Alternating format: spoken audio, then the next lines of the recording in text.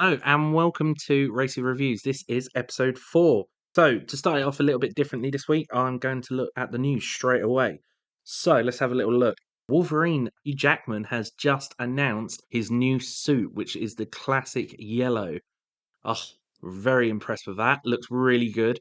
Although, the only reason that it got leaked by himself was because people leaked it. So, again, it's sort of double-edged sword, but at least we got it.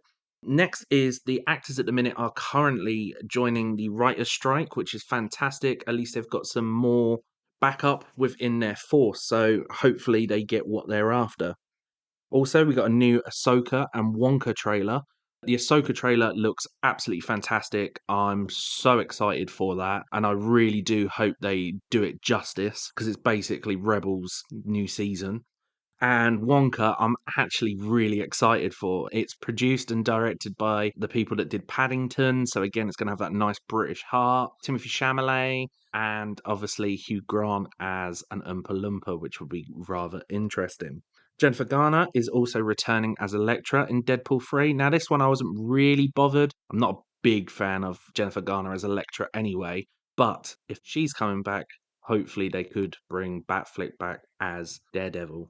Greta Gerwig is also directing 2 Narnia films for Netflix, which actually I really like the original Narnia films anyway. They're quite epic. The fact that Liam Neeson is God playing Aslan, they're just a bit fun. So I kind of hope that Greta Gerwig really carries on with this, especially because she's on a roll at the minute with Lady Bird and Barbie.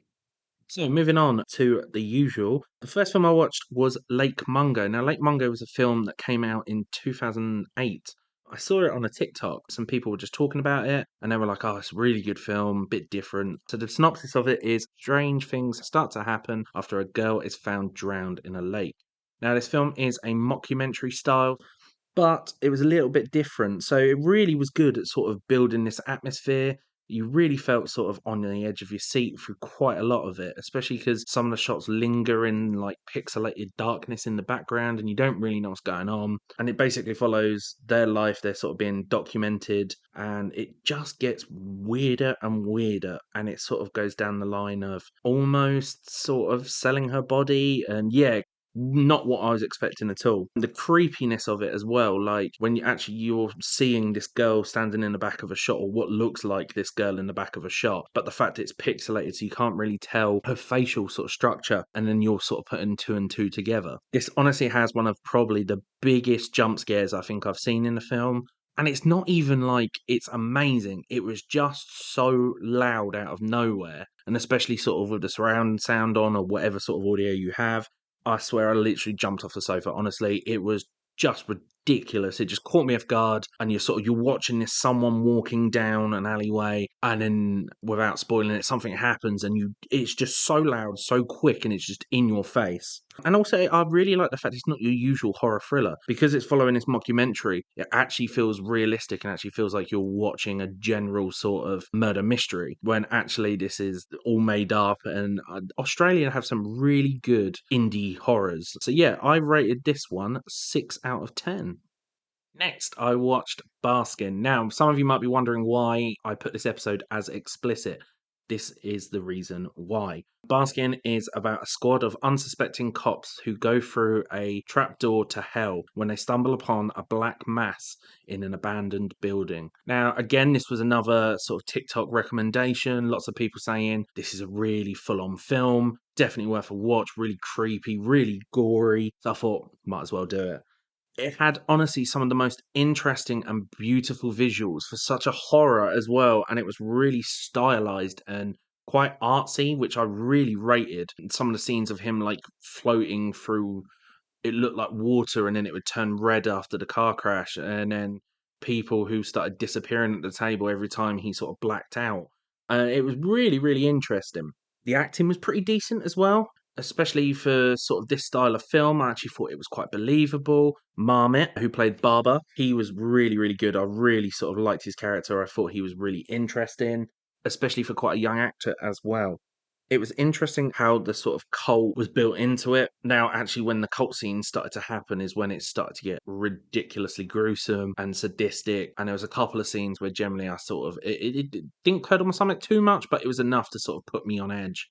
There was one scene with a bloke where he kissed his eye, and then next thing you know, he's got sort of like little flick blade, and he's like jamming it around as if he's trying to open a jar, and it was just a bit too gruesome, and it sort of took away from the story. But yeah, all in all, I've really enjoyed it. The reason that again I sort of talk about this being explicit was because there was a rape scene between a blind man and a woman, and also some of the actual deaths where they were like putting things in people's noses and like spikes all the way into the brain was just a little bit too graphic, and it was just a bit silly as well. Some of it's sort of retracted from the story. I rated this one 7 out of 10, but only because of the story and the art.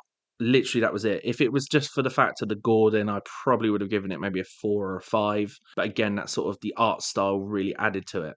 Now, on TikTok, a lot of reviewers are comparing it to a Serbian film. Now, I hadn't, and I repeat, hadn't watched a Serbian film until after Baskin. And I thought, really, how bad can this honestly be? I generally regret watching it. It is the first film I can generally say, a horror film especially, where I so struggled to get through it. Now, I'm not even going to go into half of the themes because A, I don't want to get taken down, and B, it's too much to repeat.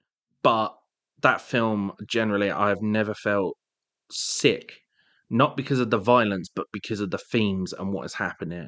Now, obviously, it's just way too much, way too gory. There was a part of the story I liked where it was a revenge story, which I was like, okay, this is actually getting more interesting. And then all of a sudden it was straight back into beheading someone or ridiculously rough sexual scenes, which was just unnecessary within the story. And I didn't want to rate it, but I'm going to quickly give it a 2 or 1 just because I've never felt so uncomfortable while watching a film. Generally, I will honestly, hand on heart, never, ever watch that again. Next on the list is Insidious 5. Now, I went cinema to see this. I was so hyped for this film. Insidious for me was, I remember I was really ill when the first one came out, and I just sat there and I just absolutely adored it. I just thought it was such a clever film, and it wasn't gory. The jump scares are just very smart. It's not just all in your face, over the top. It's a bit more realistic. So yeah, I've really enjoyed sort of the first two, and I love how they were connected. Now, the fifth one sort of skips 3 and 4 and it jumps 10 years into the future on from the last one. So, obviously, the kids are all grown up now as well. Also, I love the fact that it had so many nods to sort of the original one. It sort of starts at the mum's funeral, not Rose Byrne as in Patrick Wilson's mum. So, again, that was a nice little touch because she wasn't in it. The jump scares were really good to the point where I think I generally left the seat in the cinema for the first jump because it just caught me off guard so much. Because the first sort of 10 minutes, they linger on some shots when you see people moving in the background and nothing's happening, and you sort of like really puts you on an edge. And then the first one just takes you off guard completely. Also, I like the fact that it was Patrick Wilson's sort of debut. This is his first directing debut, which was for him, I thought it was just hats off to him. Really, really good. Followed on with the story. It didn't feel like a completely different film.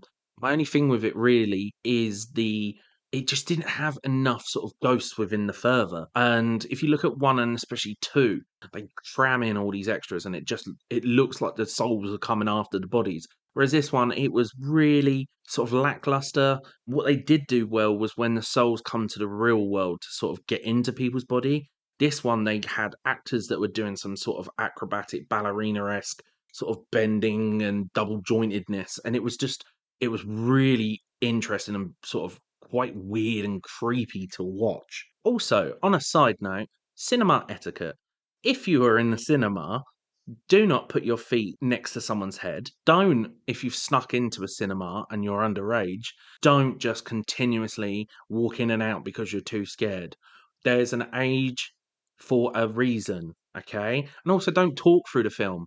It is the biggest pet peeve, and it's getting worse and worse, especially in the cinema I go to, where people just continuously talk. If you're going to talk, just wait till it comes out on streaming or something like that and watch it with a mate. Otherwise, just shut up. But all in all, generally really love the film. Also, it was nice to see Rose Byrne. I thought Rose Byrne could have had a bigger part, especially because she was such a major role in 1 and 2. Like I said, Patrick Wilson, fantastic. The son, now he's grown up because he's been in films like The Whale recently, where he was really, really good in this. Yeah, hats off to him. He was believable. He generally looked scared. You felt his sort of presence there. Yeah, all in all, I'd give it an 8 out of 10. Next is the very beautiful Nimona. Now, Nimona is a film on Netflix. I'd heard a lot of people talk about it, especially the art style. Now, going in, I had no clue. All I knew is that Chloe Grace Moretz and Riz Ahmed was in it. And I'm a big fan of Riz Ahmed. I haven't really seen him in anything realistically since sort of like Venom and Sound of Metal. And it's a really good film on Amazon Prime if you haven't seen it. So going in, animation style, I can compare it to a mixture between Arcane with the hand style drawing with a really nice emphasis on a DreamWorks sort of presentation. It's about a knight. Now, it's not just sort of Knights of the Round Table. It's Knights of the Round Table with flying cars and big sort of Hollywood and New York style signs. So again, that sort of threw me back. I was like, oh, okay, this is a really different take. I've never seen anything as such with this. The animation really, it just strikes in, especially when they're starting fighting, and it really gets into the story. And it's a knight who's wrongly accused of a queen's death, and he meets a young girl who is a bit of a sort of animagus, to put it in Harry Potter world. She can change into anything she wants. She's a little girl with red hair, and then the next minute she's got wings, and then on from that she's a shark, and it's absolutely baffling. And they tell you this story about this woman who saved this far-fetched world from a entity dragon-esque darkness. And it's such a beautiful film. It took some real good twists and turns, which I wasn't expecting. There was absolutely fantastic sort of LGBTQ plus representation. The two leads are in a gay relationship, which I thought, fair play, especially for a children's film as well. Really nice to see some true representation. It wasn't forced, it wasn't stereotypical, it was a general nice representation there. Chloe Grace Moretz is honestly absolutely fantastic in this film. Really, really, there's a couple of moments that sort of caught my eye a little bit, and it was like getting a bit misty eyed in here. And it was just so nice to see a film like that. I don't really want to talk about it anymore because honestly, just watch it. It's on Netflix. It's only, I think it's an hour and 45 minutes, and it'll probably be one of the best things that you've seen in a long time. I rated that 8 out of 10. Asteroid City was the next one on my list that I watched. Now, I'm a big Wes Anderson fan. There isn't really a Wes Anderson film I don't like. Going into this one, I knew I had high hopes. I'd seen all the early reviews, and they were just saying it's amazing. And it really, truly is. With any Wes Anderson film, there isn't a story, or whatever story there is, it's more of an observation. And that's why I like his films, because there isn't this convoluted story where you've got to try and follow, you've got to watch multiple films to try and get into. This one, nice and easy, straight into the story, and you don't need any sort of precursing knowledge. The cast is absolutely massive for this film. Jason Schwartzman, Tom Hanks, Margot Robbie, Bryan Cranston, Ed Norton, Liev Schreiber, Maya Hawke, Rupert Friend, Sophia Lillis, Tilda Swinton. Honestly, I can go on and on and on. That's how good this cast was. Just everybody in it had a little role, and their little roles added to this beautiful picture. The set just blew me away. The fact that he built this fully looking nuke town in the middle of Spain in a desert just blew me away. And he was really interesting with it after watching some videos on how they did it. And they built it so it looked realistic. And then they brought all the actors on set. So it felt like a 1920s sort of Paramount Pictures film. So that was really nice set as well. There was also these really nice moments where it would cut from the so-called play of Asteroid City into real life. And now this is really different for Wes Anderson. He doesn't normally do this in his films where it's like two films in one. And actually, it sort of took me a couple of, I'd say, minutes, hours even, just to understand it. And what he's trying to say is that he always gets commented on the fact that he doesn't have a story and he doesn't have something to say. But this is his something to say, that I have nothing to comment on. My films are just observations, like us all. We're in life. We look at reality differently. We all have different feelings. We all have different emotions and predecessing history, which then obviously everyone's got a different outtake. And that's what he's trying to say, is that everyone's got a different outtake. This is his own outtake on life. So I really, really did enjoy that. Bryan Cranston as the narrator as well really added to the whole film and gave it a nice edge. Adrian Brody was absolutely brilliant for the small scenes that he was in, and same as Ed Norton. Now, I'm not a massive fan of Ed Norton. I think with films he's in, he's great, As a person, maybe not as much, but he's a true person to his craft. So actually seeing him in a Wes Anderson film felt like a generic Wes Anderson film. This film took some really, really interesting takes, including aliens, and that's all I'm going to say about it. And after actually watching some videos on YouTube, I found it really interesting that Wes Anderson still uses miniatures. Now, in terms of miniatures, what I mean is the small sort of cars, and you work everything down to so like 1/10 of what the original size is, or in this case, he was working 1/16. And it's really interesting to see. And there's a fantastic Vox video on YouTube, and it shows you how he did the train scenes and how they built some of the smaller scenes and to make the cars look like they're moving. And actually, it's just a little remote control car or a little sort of Hot Wheels style car. So that's nice to see that he's bringing in an old craft as well, especially because the film is sort of set in 1940s, 1960s era. So yeah, all in all, I absolutely adore this film. I'm definitely going to go see it again. One thing I did miss, the symmetry. Wes Anderson is a stickler for his symmetry, and there was multiple times I had to look at sort of across to my wife and just go, I generally have no clue how they shot some of it, because there was one scene between Adrian Brody, Jason Schwartzman, and Ed Norton, and somehow the camera didn't move one single inch. It zoomed in and panned, but everything was so meticulous within his shot. It just felt like he was continuously moving the camera, but he wasn't. And it's really hard to sort of explain like this, but actually, when you watch it, just watch that scene. It cuts to black and white, and he's rereading the monologue as his actual character, not as the sort of Jason Schwartzman actor. And it's just so beautifully done. And then just a slow pan out to show you actually the camera hasn't moved the whole time. It's been standstill, and it's just literally the angle and the zoom, and that's it. So this film, 9 out of 10. I'd honestly put it up there as one of my favorite. I'd put it up there with Grand Budapest Hotel.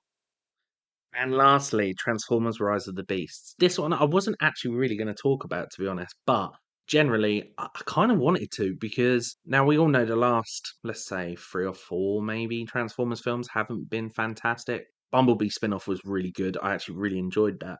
So going in, I didn't really have any high hopes. I saw some reviews that said give it a watch. It's a fresh reboot as such. And it really, really is. I remember being a kid and watching the Beasts Transformers as well on TV, and it was really good. So going into this, had some sort of predecessor knowledge of obviously the different Autobots and all the different styles. But it just really blew me away, especially because it had that real 90s nostalgia feel. The music as well, some really nice 90s hip hop tracks that come through. So yeah, that film, it really sort of took me off guard. People like Pete Davidson being in it as well was such a nice sort of comedic touch. Obviously having the original Optimus Prime as well was exciting, but some little bits in it I didn't like some of the CGI was a little bit clashed, and we're now at this point with CGI where some of it looks too good and it doesn't suit the scene. Especially on obviously I know it's hard, but like when they're holding a human, sometimes it just if the CGI looks too realistic, sometimes it doesn't work, and sometimes it just looks too forced on a screen. Especially because we're working at quality like 4K now, it just doesn't work as well as it used to. The story was good, classic sort of there's villains that are coming down, they want to get a key, this key can unlock Cybertron or an atmosphere like Cybertron and basically destroy the world. There's a big Galactus looking robot that tries to eat the whole world. They did something really interesting, and I'm not going to talk about this, but I am going to talk about the spoiler ending. So yeah, all in all, thoroughly enjoyed the film. It was a really good ride. It was a sort of a fresh idea. It also had one of the main guys from Hamilton, so that was as well was nice because I didn't expect it was going to be him. And the spoiler. So obviously, flick forward if you don't want to know. But the spoiler was the fact that as it finished, he went for an interview, and in this interview, the guy's like, "Oh, we've heard you on the radio." And there's this whole thing about secret governments listening, and he just hands him this card, and on the card reads G.I. Joe. Now, obviously, with Hasbro owning Transformers, they own G.I. Joe as well. So, are we getting a crossover between Transformers and G.I. Joe? Are we getting a whole new reboot of G.I. Joe? I don't know. Kind of hope a reboot of G.I. Joe because it is such a good story that they can do with it, as long as it doesn't have The Rock, Channing Tatum, and Marlon Wayans in it. because that film is just so bad. Well, thank you very much for listening this week. It's been an absolute pleasure going through the films as always. Please don't forget to sort of follow my YouTube channel, which is Racy's Reviews. You can listen to this on obviously Apple, Spotify, Amazon. You can go to my Instagram, which is Racy's underscore reviews. And I want to try something different this week. What I want to try is if you can send this to a friend or recommend it to someone and get them to tag themselves in it, and I'll give them a shout out next week. Next week, I hope to look at Barbie and Oppenheimer. I generally cannot wait for this. This is the one that I've been waiting for all year, and let's hope it blows us away. Thank you for listening. That's a wrap.